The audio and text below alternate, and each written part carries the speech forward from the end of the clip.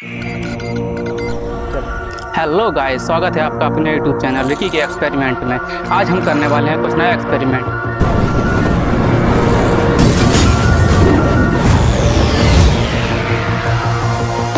Hello guys, ये है हमारे पास सील पेप्सी की बोतल, और हमारे पास ये है इनो, और ये है मेंटोस, और ये है नमक, और ये है कुकिंग सोडा, जिसे हम बेकिंग सोडा भी बोलते हैं। आज हम इन सबको मिक्स करके इसमें डालने वाले हैं, देखते हैं क्या होता है। ये है इनो, इसको हम पूरा मिलाने वाले हैं इसमें।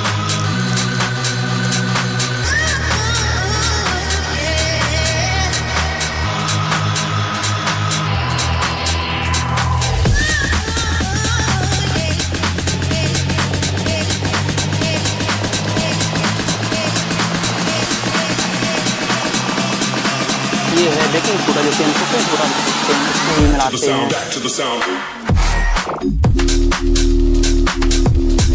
अब इसमें थोड़ा सा नमक मिलाते हैं। अब इसको अच्छे से मिक्स करते हैं।